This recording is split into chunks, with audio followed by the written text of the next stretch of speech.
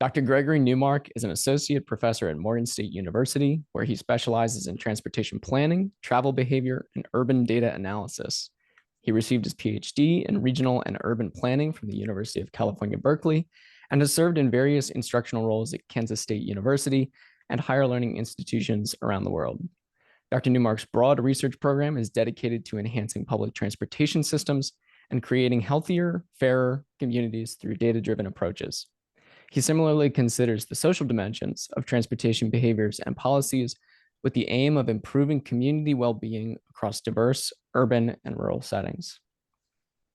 As Dr. Newmark's bio refers to, today we'll be talking about urban and rural transportation planning, these different categories, their characteristics, their history, as well as applications of culture and cultural analysis in social science, and the applications of these ideas, both to research and with respect to policy. Welcome, Greg. Thank you so much for being with me on this episode. I would Joe, love no to, problem. yeah, of course. I would love to dive right in by asking you to first tell us a bit about your expertise, but I know that you come to us from Kansas, a rural state, specifically the city of Manhattan, where Kansas State University is located in the state of Kansas. And you joined us here at the Morgan State University staff in Baltimore late last year. So, having gone through the transition from a rural environment to an urban one as a transportation planner, maybe you could tell us a little bit about your personal observations and what that has meant to you. Sure. And I should say, I guess that I about 9 years ago moved from Chicago Mm. to Manhattan. So that was actually really the big surprise for me, going from a major, the second city, in the U.S.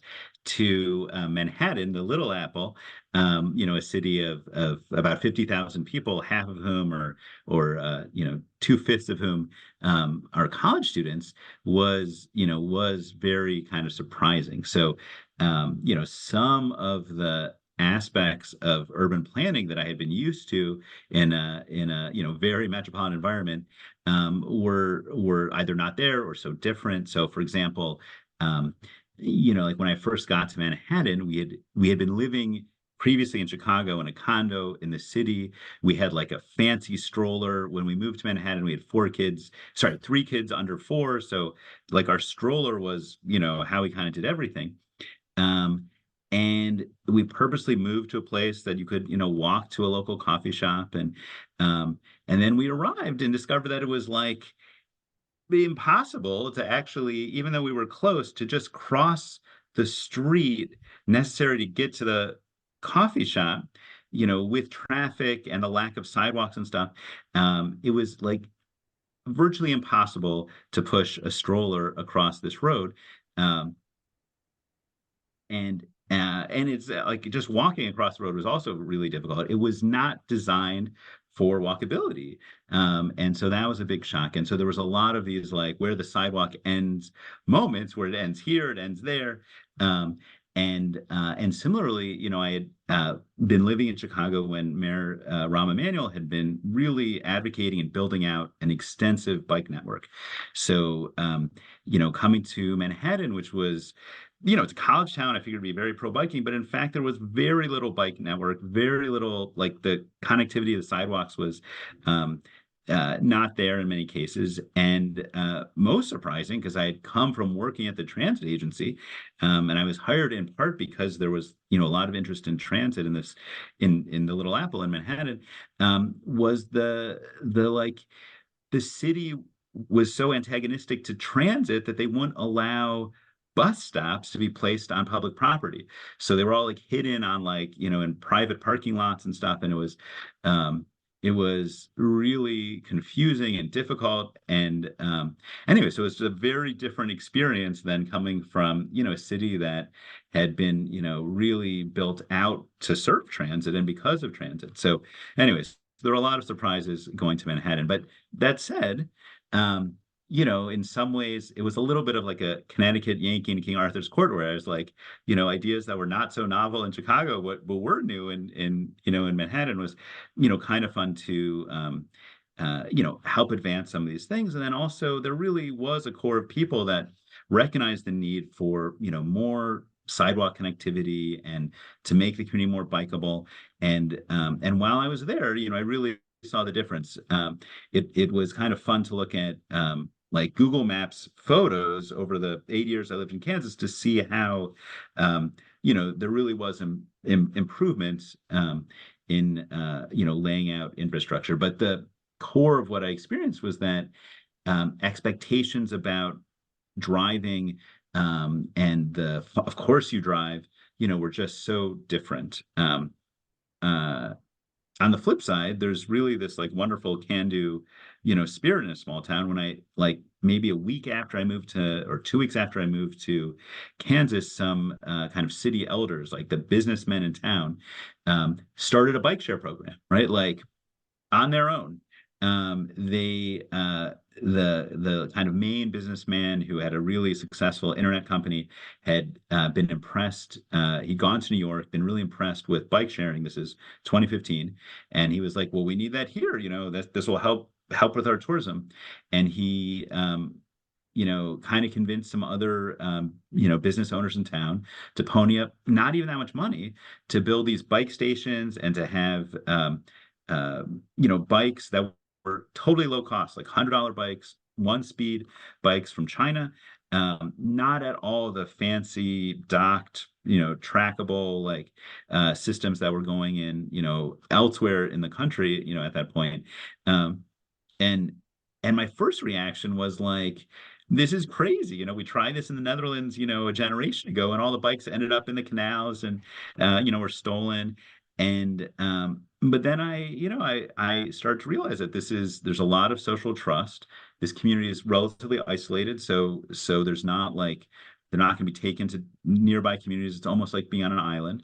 Um, and what was particularly interesting is that this program was run by volunteers, right? So it was funded by these kind of local businessmen, but there was a coterie of people that made this happen, right? Like without city support. Eventually, there was some city support, but there were volunteers that picked up the bikes and moved them to different places, that repaired them, that that took on these tasks, as part of their sense of civic, responsibility to the community. And so that was, something that nobody in Chicago would start their own bike share system, right? Like it was very interesting and surprising, for me. So, The metaphor um, you used about being on an island is very interesting to me. And it kind of leads into my next question about how we imagine these categories, because I think as urban planners, a lot of the times we're concerned with, say, municipal boundaries or zoning areas or things like that. Is that how you think about this distinction between urban and rural areas, or is it something more attuned to like the physical geography of the land itself, or as you kind of alluded to, like cultural attitudes? Like, how do you make sense of that distinction? um, well, Joe, this is a long-standing question in regional science, which is where does the city end and the country begin? And I used to say it's where the Dairy Queen is.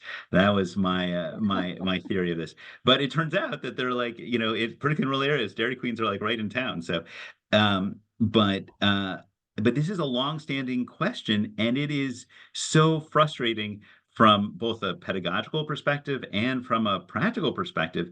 So the federal government recognizes so many different definitions of what is rural and what is urban. And I have used a bunch of them for different research projects, right?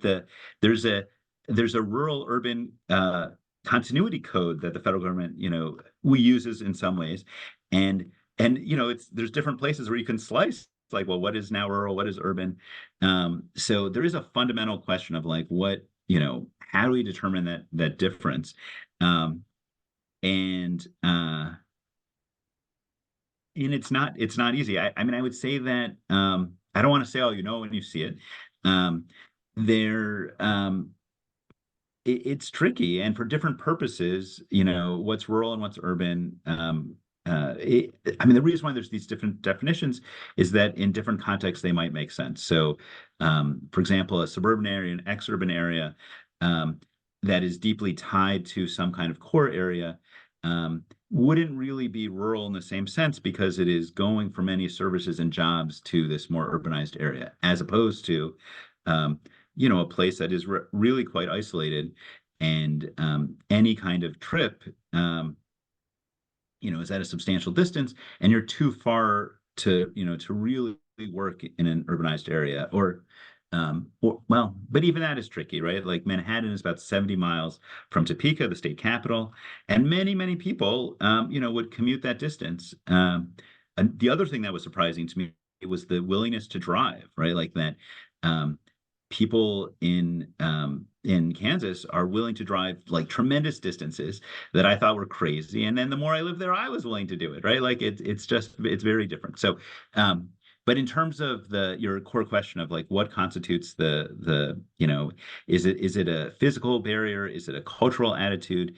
Um, I think it's a combination, and and it's unfortunately not as binary as we would like, but um, like for example, I remember when I first got to Kansas, I was getting like my hair cut, and I was talking to the person who was cutting my hair, and she was telling me about how her life story, and then she moved to the big city, and I was like, oh, well, where do you move to? And she meant Manhattan, at 50,000 people. So it's all, it's all perspective. So, um, yeah. Sounds like you're saying we can adopt different definitions depending on our research objectives, which is useful, I think, Yeah, for I many of think the people. unfortunately we have to, but it's very problematic from a policy perspective and from a consistency perspective. Mhm.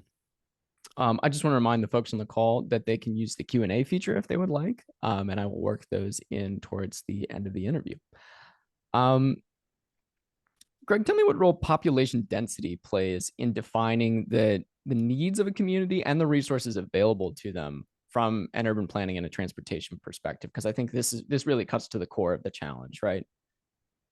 Yeah, I mean, as a planner, density is everything. Like what really, in many ways, separates the rural environment from the urban environment in terms of transportation is, um, in a rural environment, you have a relatively small amount of people for a fair amount of infrastructure, and in an urban area, you have, more infrastructure, but you have a lot more people. So, the person to infrastructure ratio is much higher, which means you can afford more, you can, support it more. And so across the country, there are, tremendous problems about affording the infrastructure we have. But those issues are much more acute in rural areas that have, a fair amount of stuff to support with very few people. And then on the flip side, when you have density and, certainly concentrations, it's a lot easier to offer some alternative things like, transit. And rural transit is a thing. It's something that we shouldn't, dismiss. But it takes, nodes of concentration to make transit happen in small towns and rural areas, and that's not always there. Um, One thing I should add, though, that historically, small towns had downtown cores that were built when those towns were walking places, and so there often are excellent bones for providing services, at least in some nodes. And so I think that uh, depending on the size of those communities, you can build off that a little bit. Um, but there is also a lot of resistance to density in small towns, which is a shame because it really is a much more efficient way to um, provide services and to help everything. Let's take a minute to think about those bones of the cities that you just mentioned. How have these localities between rural areas and urban areas, or even just rural areas and small towns, been connected historically? What roles did the railroads and later automobiles play in connecting these places? Yeah. So to use Kansas as an example, and now I'm in Maryland. In the 1860s, when the federal government, well, when the South seceded, and therefore it was very easy for the federal government to pass a lot of things, uh, they, set up a system where uh, where railroads would get, parcels on either side of the right of way in order to fund the creation of rail lines. And so Kansas had so much rail infrastructure that at one point the railroads owned a Maryland-sized piece of land within Kansas. Right. So it shows like the centrality and the, investment in rail that was made. And so it's kind of amazing that 100 years ago it was a lot easier in some ways to get around states rural areas including Kansas um, because there was so much rail infrastructure and that was not just to help like farmers get their products out, but it also provided real passenger services. So like Manhattan had multiple trains to Denver every day and to Kansas City, and now none of those services exist, right? There is still some freight, but it's at there's still freight, I shouldn't say, but there's not the kind of robust um, passenger services that used to make rural America much easier to traverse in a way. And so farm to market roads, which began to be built in the early part of the last century, so in the 20s and 30s, um, which justified the bureaus of public roads that became state DOTs, really invest in all these state roads to enable farmers and other people living in rural areas to access markets and the car is an amazing thing when you're living in a rural area because it gives you all this mobility that you didn't necessarily have before. Yeah, just to dwell a little bit on that point about the railroads for a moment. Um, I believe there's a very similar development paradigm in Japan with respect to how they provide parcels of land on either side of the rail to railroad developers as a way to help them pay for and to incentivize them to develop the rail line. So I think that's an interesting development scheme that can and should be reconsidered at different places around the world, perhaps even in rural areas. The way you spoke about the sort of historical development of these rail lines in the United States is it lends credence to the idea that there were really robust passenger services, even in areas with relatively low density. And it wasn't just sort of a resource extraction scheme as we might think of it today. Is that true? Yeah. I mean, there also were extensive interurban networks. So, lighter trains, electric, powered by electricity that were not moving goods, but they were moving people. And, they did crisscross a lot of areas. So even, Manhattan, Kansas had an interurban, a little, electric line that served Junction City and Fort Riley. So a major, American Army base had, like service that I think went to like 2 in the morning, and it the headways were like 5 or 10 minutes. It was out, incredible level of service, for like a 20-mile trip. And it's tough to imagine that. And I grew up in Ohio, and I know that interurbans crisscross all over the state, enabling people to live in small towns and to but to get out and to get places. And we've really denuded a lot of the country of those services. But part of that is the share of the population that lives in rural areas has decreased substantially. Like currently, about a fifth. 20% of Americans live in, depending on what your definition is, like typical definitions of rural communities. Um, and even though rural communities account for like 95, 98% of the land area, in the US. So uh, anyways, there's a lot of things that could be done and that used to happen, but that, don't anymore.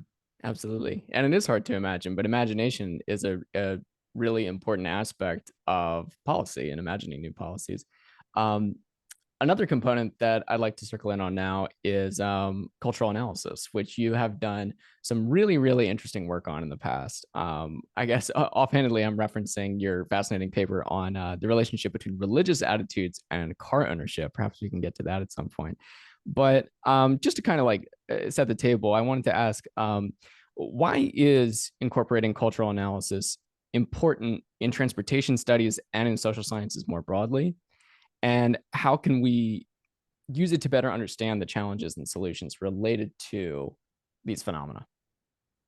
Yeah, well, I think that I mean culture matters. Like we take so seriously. It structures our decision making, it structures what we do.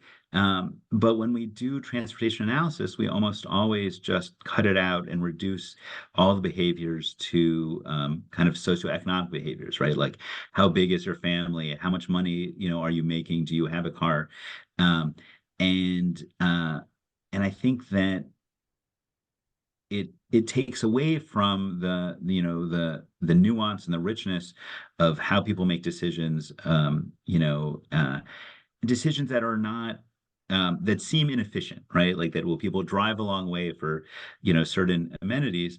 uh, that's often explained by cultural reasons, right? Like, you have an immigrant community and second generation people from that community who have, done quite well, move out to, you know, say, further away suburbs, but continue to come in for religious services or for food or for, like shopping needs.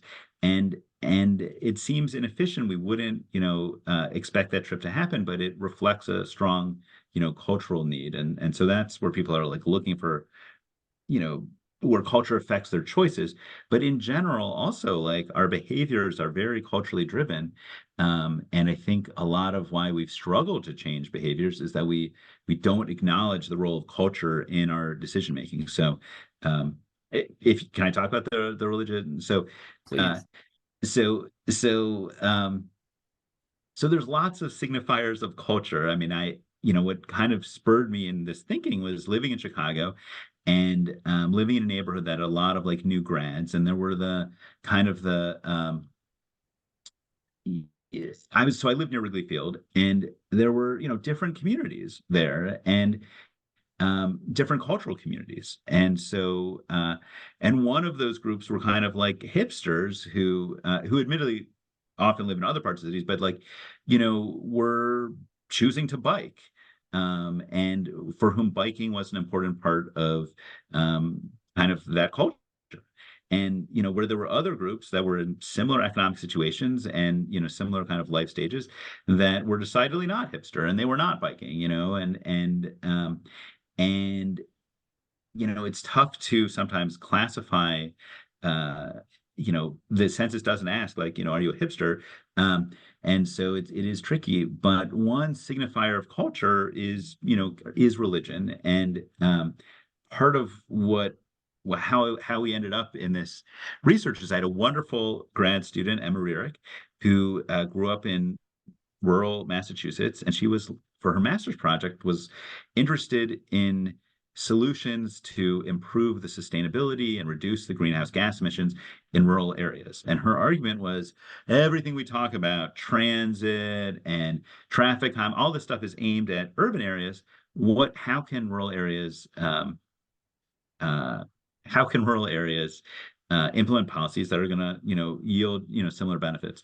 And so we did this really cool statistical analysis. And I do want to give a shout out to Professor Perla Reyes, who's a statistician at K-State, really helped us with this, where we predicted the expected car ownership in every county in the US, or rather the expected change in car ownership based on changing demographics over a quarter century period. And places that had fewer cars than we predicted, those counties we explored to see like, well, what have you done to, that's resulted in this, unexpected reduction, right? Like what policies did you put in place over the quarter century? And we stratified by states, and we maybe made a mistake as we looked for the places that had the biggest, like they were the most surprising in their low kind of car ownership. But when we called up these places, inevitably they had like nothing. They had done nothing. And somewhere in the conversation, they would say something like, "Oh, there has been a growth in the Hutterite population," or there have been a lot of Amish moving in, or these kinds of comments. And we started to realize that for the really extreme and surprising differences, it really was religious culture that was shifting it. So Hutterites, Old Order Mennonites, um, Amish, these are all Anabaptist groups that have different attitudes towards technology. Like Hutterites share things, so they'll own cars, but you don't need that many if you're, going to share them. Amish are much more resistant to car ownership for private use. But it was interesting to see that at a statistical level, the places that um, were most surprising in their reduction in car ownership rates were because they had a real growth in, and this is rural areas, in certain religious groups. So that kind of led to are trying to test this statistically rather than just these anecdotal findings that we had by contacting the places that had marked reductions in their car ownership. But religion is a useful marker for culture because it's people are willing to kind of be tagged with that, right?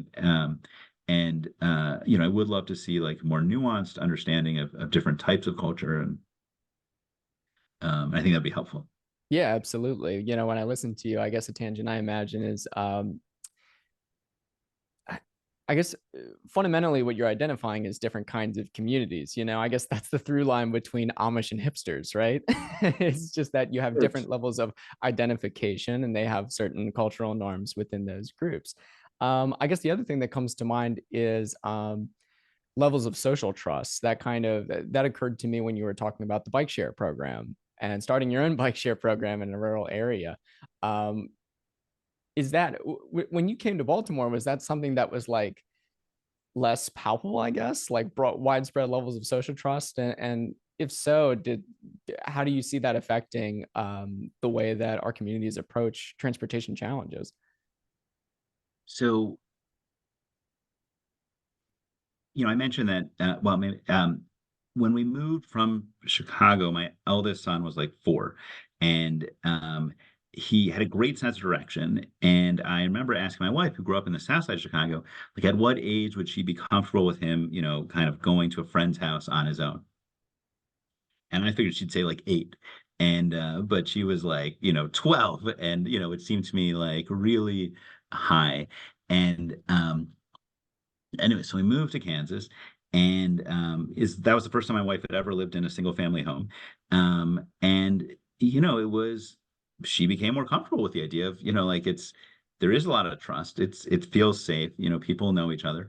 And I remember when my son learned how to bike, um, he was kind of unlimited. The issue that did limit him was that he was afraid to bike outside of like our little neighborhood. He was afraid to bike on roads without he would only bike on the sidewalk, right? He had a 1-speed bike, and he was little, and so he was limited by the sidewalk availability. But I remember once we drove to the library, which was downtown, so it's like maybe 2.5 miles from our house, and and our son biked there, and we met him there, and we put his bike in our trunk and drove back.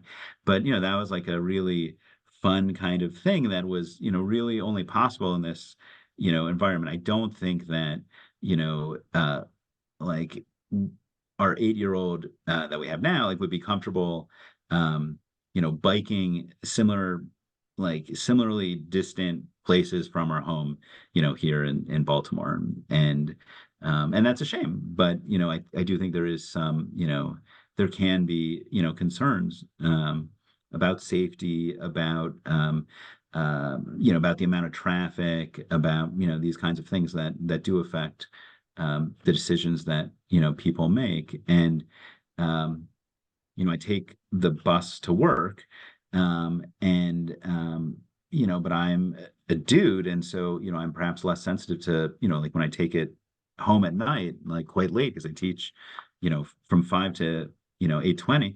Um, I'm maybe able to do that in a way that, some of my colleagues would feel, I know would feel less comfortable. So, Sure. Um, when we're gathering this type of information, this sort of qualitative, squishy, whatever you want to call it, this kind of information, how do you pair it in such a way that it makes sort of actionable an actionable story from it? And by that I mean, how do you take the qualitative and pair it with the quantitative to make it something really powerful and really special? I know you're a good person to ask about this because you're also the transit metrics guy here, which is very useful to have. I'm so glad you're asking. I mean, I think that the kind of quantitative data that we collect is really useful, and I obviously, really like it.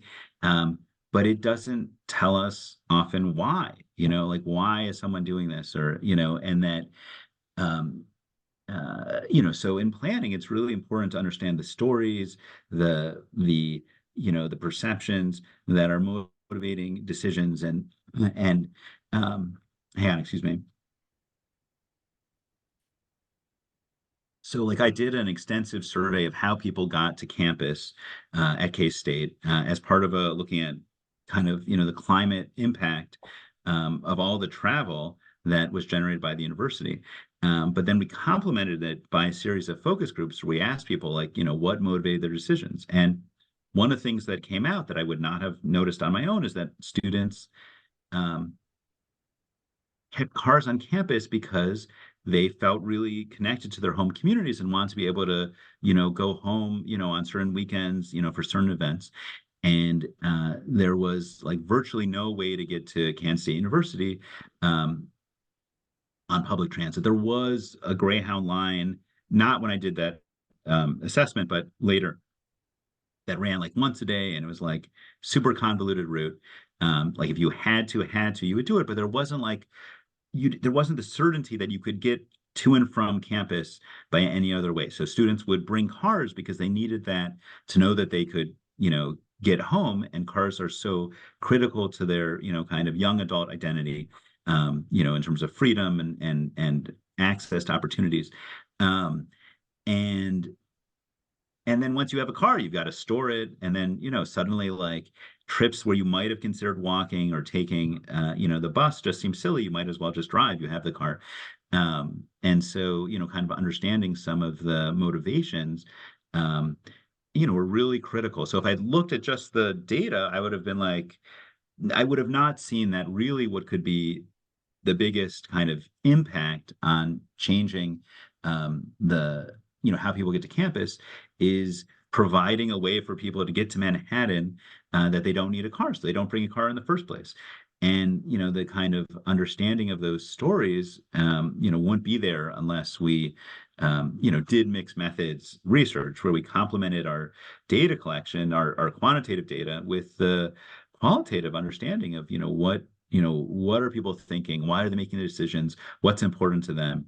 And certainly for if you want to do effective planning, you really need to talk to people to know what's going on. And so yes, qualitative data is critical.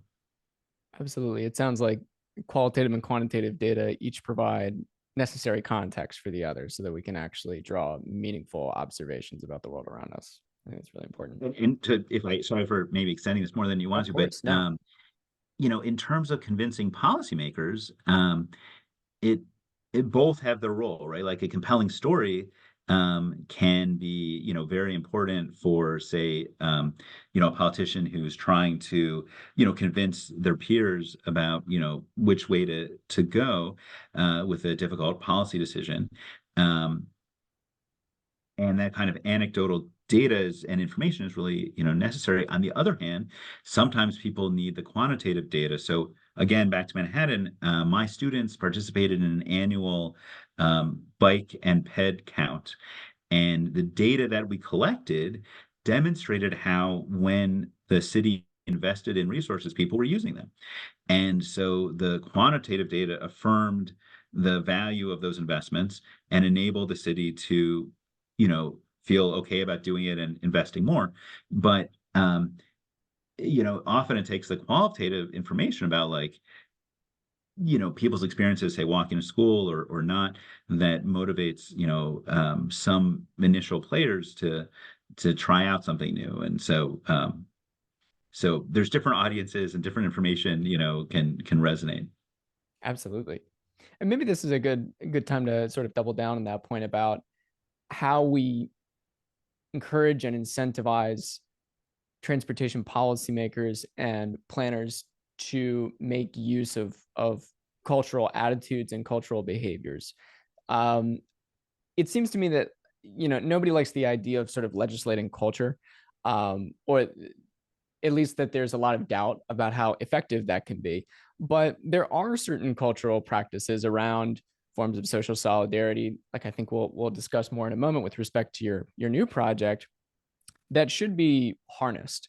So I guess in a broad sense, how should transportation planners and policymakers take advantage of sort of pro social cultural attitudes within their community to make places more connected? Yeah, well, I don't want to make any kind of normative statements about like, what they should do, but I think that we've been struggling to move the needle on a lot of policies that are more sustainable. And I think that looking at cultural components at pro-social behaviors, um, could make a difference. I mean, I think that like say the uptake of electric vehicles, it's I mean, the genius I think of Elon Musk is to make them a status symbol and to make them fancy. And that suddenly like, having an electric vehicle is not like a lesser option, it's the fancy option. And that was quite interesting to kind of see how it came about. But I think that reframing a lot of our policies in terms of helping communities succeed and succeed together, I think is compelling. And uh, you know and so kind of leveraging pro-social sentiment in to create more walkable streetscapes, or to include play spaces where a vacant lot might have been, um, can really serve important needs, and also nourish, I think, the part of humans that want to connect and want to make our communities better. And so I think that um, what I certainly saw a lot in a smaller town community where people had strong social connections is that people that came into play at like a almost a citywide level.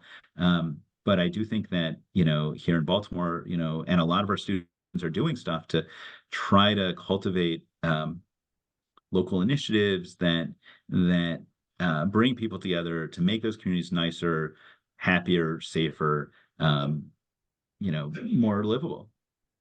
Absolutely. And I think that point about trying to leverage people's innate desire for connection um, for ends that promote uh, more robust transportation services is a perfect way to sort of transition to your most recent project with the Smarter Center. It's called A Framework for Volunteer Integration in Rural and Small Urban Transit. I think this is a really, really fascinating project, and I've never seen one like it before. It's worth really quick giving a shout out to your collaborator on this project, Dr. Dimitra Pirialakou. I'm so sorry, Dimitra, if I butchered your Oh, you last said it right. name. Listening. Oh, I did. Okay, good, good. I get. I'll have to ask her next time I see her. In any case, um, you guys are doing some really interesting work around, I believe it's small towns in West Virginia University. Uh, So, so Demetra, who really initiated this project, is teaches at West Virginia University, but we're really looking at, and she had already done some volunteer work, kind of looking at volunteers around transit in West Virginia, but we're really looking throughout the smarter region. So, we'll look here in Maryland, in Pennsylvania, West Virginia, like we've and we're really interested in the role that like how volunteers and volunteerism is being incorporated into different transit systems, and that could be volunteer drivers, or people that do travel training, or that escort community members that have certain needs, where they need someone to go with them, um, and and so we're interested in how like these pro-social behaviors and the desire to help out communities um, is making transit is expanding the benefits of transit in smaller communities and in rural areas. And we don't know. I mean, we know that in some places that volunteerism has been, pushed out a little bit as, concerns about liability and other things.